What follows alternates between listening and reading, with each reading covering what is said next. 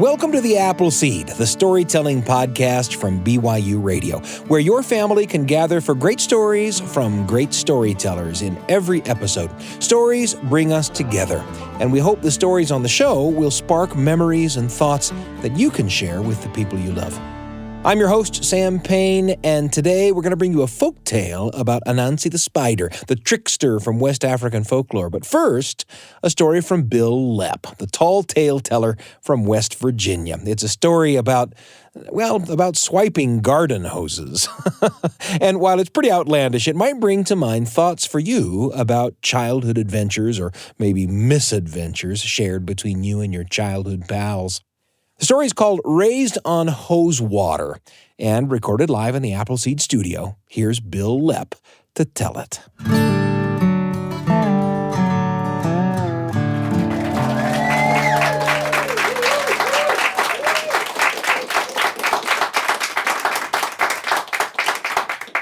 So my buddy Skeeter and I were in a water bar in New York City. You heard me. I said a water bar. This was a bar that served nothing but water. And the way we got there is, we were however old we are now. I'm not saying, because you're going to be playing this for decades. And we were in New York City, and we met up with some young 20-ish, 30-ish hipster New York people. And they wanted to take us to do something in New York that we couldn't do in our little town of Half Dollar, West Virginia. So they took us to a water bar. Now, this bar served nothing but waters from famous rivers and lakes, and you could order. Kids were ordering things like heavy Norwegian fjord water with April Lake Huron ice dusted with the snows of Mount Kilimanjaro. And one kid said that he wanted a re-evaporated jet contrail from the wing of a 737 passing southbound over the Iberian Peninsula. And then the waitress would ask follow-up questions like left wing or right wing, because everything's political these days. And then she looked at me and she said, "What would you like?" And I thought about saying something kind of smart alecky, but then I thought to myself, you know what, this lady, she didn't invent the water bar. She just works here. She's putting herself through school. She's a mother. She wants to be an actress on Broadway. She doesn't need me to be a smart aleck. So I said, "What would you recommend?" And she said, "Maybe you would like some re-evaporated Old Faithful mist." And I thought I would not. So I said, I'm from West Virginia. Do you have any West Virginia waters? She said, "We have water from the Green Sulphur Springs, the White Sulphur Springs, and the Berkeley Springs." Well, I didn't want sulfur water, and I've had Berkeley Springs water. So I said, "No, let me ask you this. Do you have any West Virginia geyser water?" And she said, "Sir, I don't think there are geysers in West Virginia." And I said, "Sure there are." And she said, "No, I don't think that the magma is close enough to the crust." And I thought, that is not the response that I had expected. And I said, "As a matter of fact, we do have geysers in West Virginia. It's got nothing to do with magma." I said, "Just like under the great city of New York, there's a labyrinth of subway tunnels going back and forth in every direction." I said, "Under the entire state of West Virginia, there's just a warren of coal mines. And sometimes those coal mines catch on fire, and they're really hard to put out because they have literally tons and tons of fuel to burn. And a lot of times they just seal the mine up and hope the fire goes out. They call that a coal seam fire." I said, "There have been coal seam fires going on all around the world, some of them for centuries." And I could see those kids, those young people I was with, they were trying to be polite, but their thumbs were twitching, because they had right there in front of them what Andy Alfred Irwin calls their verification machines. And it's so much harder to lie these days, You gotta throw in some facts. And I said, "No." I said, "Go ahead, search engine it." I said, "Check out Centralia, Pennsylvania. It's had a coal seam fire burning underneath of it since 1962. And boom, those kids were on their phones and they were all tickety, tickety, tickety. And finally, one of them goes, "There is such thing as coal seam fires." And another kid goes, "There has been a fire underneath Centralia, Pennsylvania since the 1960s. They were burning some rubbish at the dump, and a hole opened up in the ground, and the burning rubbish fell into a coal mine. They had to abandon the entire town." And I felt vindicated. And the waitress looked at me and said, well, it's still, they didn't say anything about West Virginia geysers. And I said, yeah, that's because they're really hard to document. I said, because what happens is we have these coal seam fires, and sometimes it rains really, really hard. And when it rains that hard, some of that water makes it all the way down to the mines, and it drips into those burning mines. And as soon as the water drips into those mines, it turns to steam. And when that steam builds up enough in those mines, you'll just get an explosion. You'll just get a geyser out in the middle of nowhere. It's not even going to happen twice, but, people have seen them. And she said, well, we don't have any West Virginia geyser water. And I said, then bring me whatever you think I'd like. And she turned to Skeeter, and I could tell she didn't want to ask him what he wanted. She said, what could I get you, sir? And he said, you know what would you recommend? And she said, how about a nice cocktail of Loch Ness, Lake Baikal water with responsibly harvested Greenland glacier ice infused with Persian rose water. And maybe Skeeter actually misunderstood her, or maybe Skeeter deliberately misunderstood her. But what he said was, hose water. He said, don't infuse it with hose water. He said, bring me a whole glass of hose water. And that poor young waitress just went white. And she said, sir, we don't serve hose water. She said, hose water is dangerous. It's got toxins, chemicals, bromine. It can mess up your livers and kidneys. And Skeeter looked at me and he said, me and this guy, we were raised on hose water. And she said, what are you talking about? And he said, well, listen, when we were like 12 years old, we had a fort off in the woods, maybe a mile off in the woods. We had this fort, and in case we robbed a bank or something, we needed to go hide out. We built it with 2x4s and a tin roof, took a couch out there. The only trouble was we didn't have any water, because this was before you could carry water conveniently. You had to have it running, or you were going to die. And so we needed a way to get water an entire mile. So we went back to our house, as Skeeter said. He said, my family had a hose, but it wasn't a mile long. But Bill's family had a hose, and we screwed the two of them together, and they still weren't a mile long. But then we only lacked about 5,180 feet of hose. And by this time, everybody in the bar was listening, because Skeeter was talking loud, but also, sound travels over water. We'll edit that laugh in, because that is a good joke. So we decided what we were going to do is we would just borrow some of the neighbors' hoses. Now, operating under the principle that not everyone was going to be willing to loan us their hose for an indefinite period of time, Skeeter and I decided to borrow the hoses without asking. So we went to all of our neighbors and we borrowed their hoses, and then we had about 3/4 mile of hose. And we connected it to a spigot behind a barn in Skeeter's neighbor's yard, and we started to haul 3/4 mile of hose out into the woods. Now, it was heavy, because that's a lot of lead. And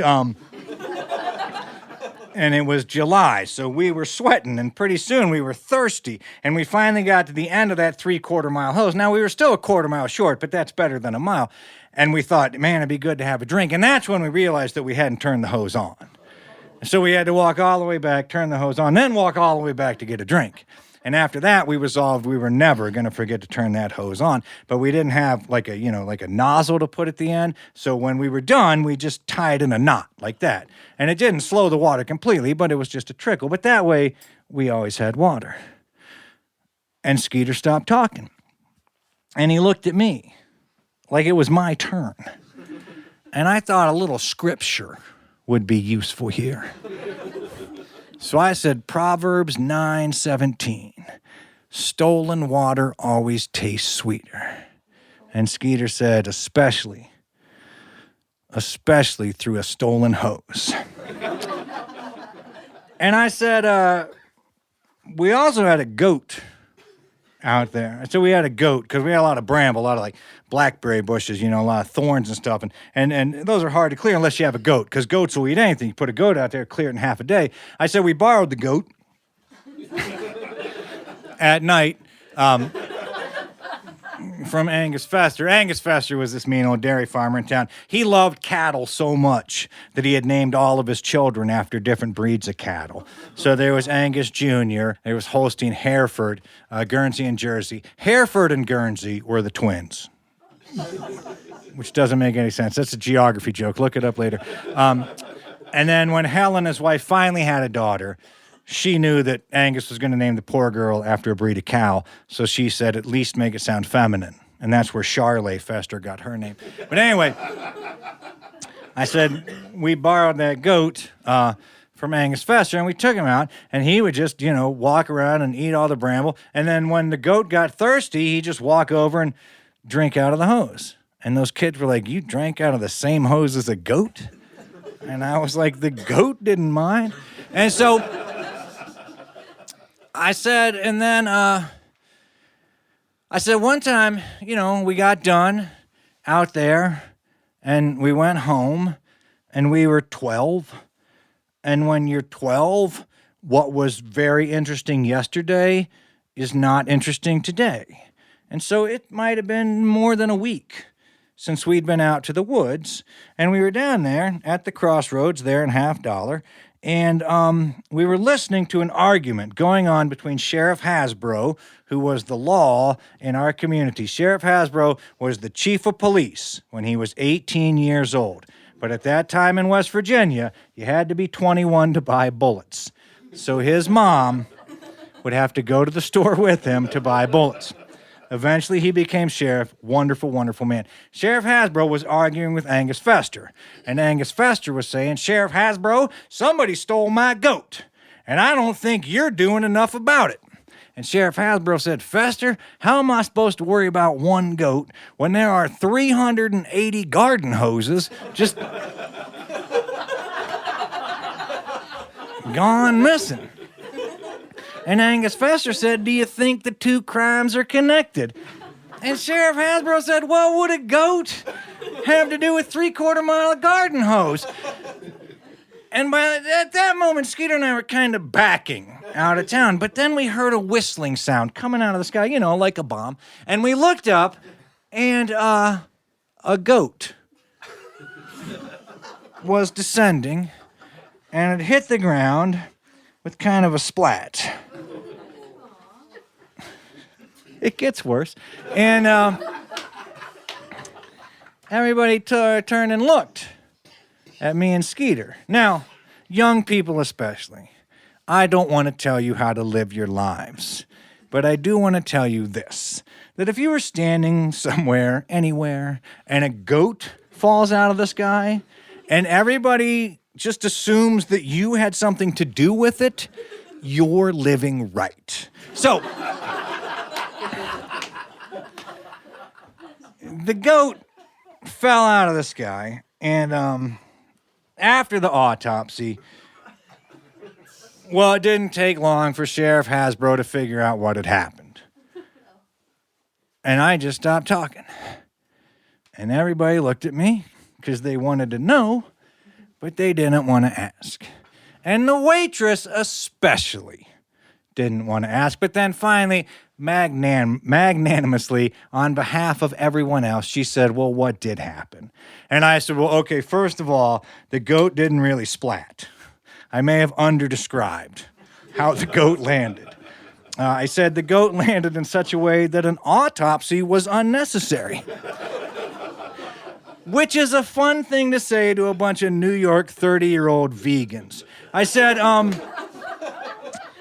we could see everything that had been in the goat. And right there was about 18 inches of knotted garden hose.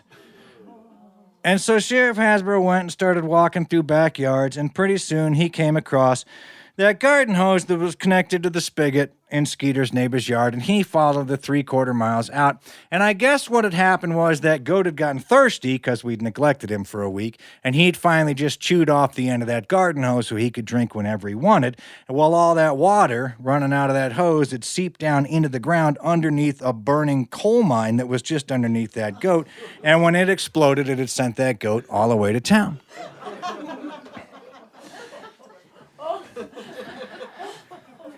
And the waitress said, well, we still don't have any West Virginia geyser water. And I said, you know what, just surprise us. She came back a few minutes later, and she handed my drink, and she handed Skeeter his drink, and he took a sip, and he said, oh, this is good. He said, is this Persian rose water? And she said, no. That's New York City public restroom dirty mop water.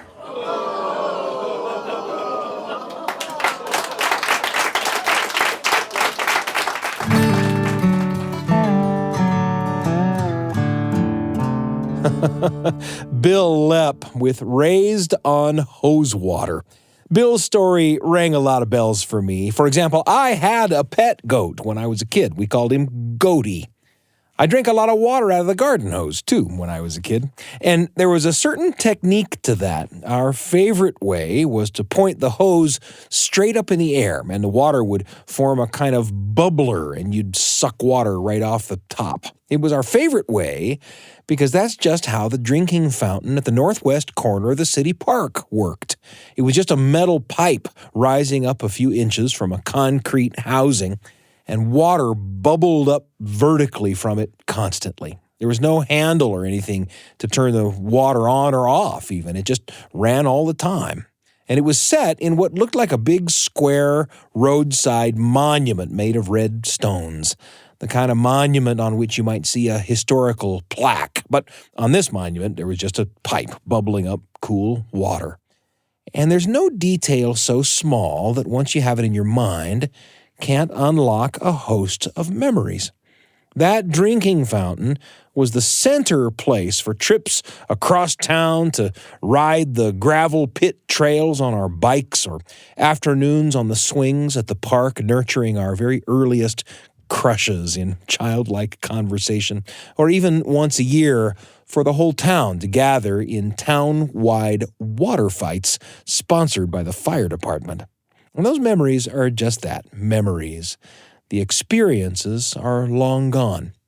But memories feed us, tell us who we are and where we came from.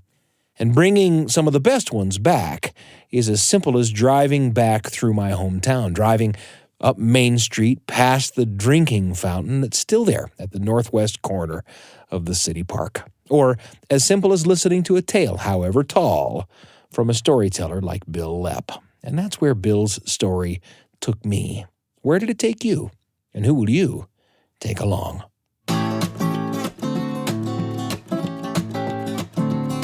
Simultaneously laughing, we're all agreed that we love, love, love the apple seed. There's a lot coming up, but I wanted to take just a moment to let you know about another show from among the BYUradio family of podcasts. The podcast is called Constant Wonder, and it's hosted by Marcus Smith. In each episode, Marcus takes you on kind of a quest to find the awe and wonder in all nature, human or wild. Not just interested in the natural world, interested in human nature as well. Marcus's guests tell fascinating stories and talk about experiences that have left them awestruck. You'll love the podcast. You can find it on Apple Podcasts, Spotify, YouTube, all kinds of places to listen to Constant Wonder anytime you need a little dose of awe or wonder in your life. Constant Wonder from BYUradio.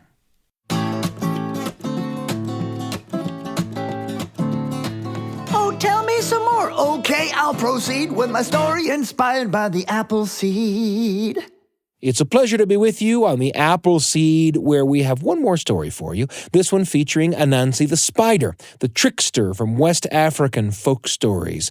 And just as Bill and Skeeter pilfered garden hoses in the story we heard at the top of the episode, Anansi does his share of pilfering from a miserly neighbor, to teach him a lesson, of course. Donna Washington is the storyteller, bringing us Anansi and the Pot, recorded live in the Appleseed studio.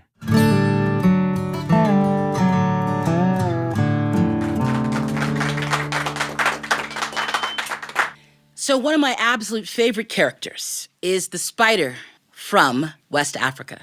Does anyone know his name? Anansi. Of course you guys know his name. You're a story audience. So let us start with an Anansi story, a very, very simple one. It's called Anansi and the Pot. Now, Anansi lived in a village with Onini, and Onini had a great big bean pot. And they believed in this village in the philosophy of plenty. That means everyone will have enough if we share. Now, Onini never shared his bean pot. He always wanted to be the one to have the biggest parties. He always wanted to be in everyone's view. He was Onini. He would never lend out his bean pot.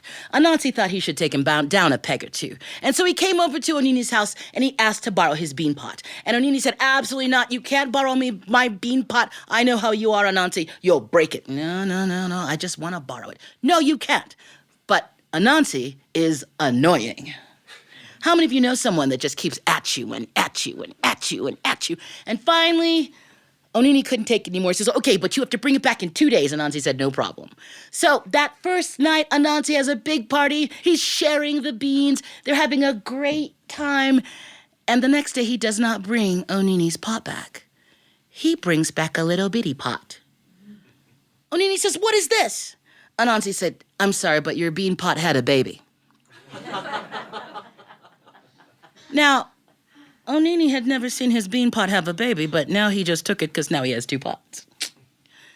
Well, Anansi brought his pot back in the next couple of days. Well, about a month later, Anansi showed up at Onini's house and said, Onini, I want to borrow your pot. And at first Onini said, no. But Anansi just kept at him until finally Onini agreed and Anansi took the pot. And he had a big party and everyone came and they were eating beans. Everyone was so happy. And the next day, Anansi did not bring his pot back. He brought back 2 little pots. Onini says, what is this? Anansi said, your bean pot had twins. Onini kept both pots, and then, of course, Anansi brought his bean pot back. Well, a month later, Anansi was approaching Onini's house, and Onini came out onto the porch with the bean pot. Here you go. Do you want to borrow my bean pot? Yes, I do. You bring it back when you can. And Anansi took it home, and Onini waited. First time there was 1. Second time there was 2. Maybe it'll have triplets next. Woo! Well, a few days later, there was a big funeral procession in town. Everybody was weeping and wailing, and Onini, who always has his thumb on everything that's in the town, realized he did not know who had died. He was panicked about it. He didn't want to look like he didn't know, so he put on his best clothes and he went out and joined the procession. He was weeping and wailing with the rest of everybody. Oh no. He had no idea who had died. Finally, the funeral was over, and everybody was leaving. And Onini walked up to Anansi, and he said, Anansi, I don't know who died. You don't know? No, I don't know. It was your bean pot. Your bean pot died. Onini said, that's ridiculous. A bean pot cannot die. Anansi said, if it can have a baby, it can die. And he kept Onini's bean pot. And that is the story of Anansi and the pot.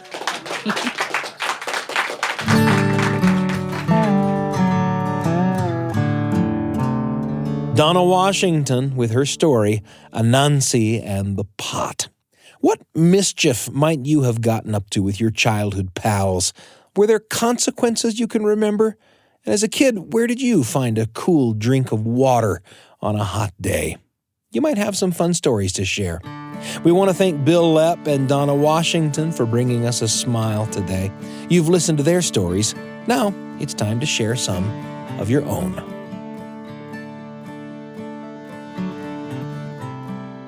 The Appleseed is produced by me, Sam Payne, Wendy Folsom, Brian Tanner, and Kira Van Dam. Our audio engineer is DJ Cromarty, and the rest of the Appleseed team is Tristan Schetzel, Kay Hendricks, and Nico Wetzel. And if you like today's podcast, subscribe, rate us, leave us a review, and tell your friends. That's how the podcast grows. We also love to receive emails. Email us at theappleseed@byu.edu. That's theappleseed, all one word, at BYU.edu. Your thoughts and comments help us shape the future of the Appleseed. We're pleased and proud to be among the many podcasts produced by the BYU Radio family of shows. If you want more great storytelling for the whole family, then search for our companion podcast, Kaboom, where you'll hear original audio adventures for the whole family. You can find any episode of The Appleseed or Kaboom on YouTube, Spotify, Apple Podcasts, on the BYU Radio app, or at BYUradio.org. I'm Sam Payne, and we can't wait to be with you again on The Appleseed.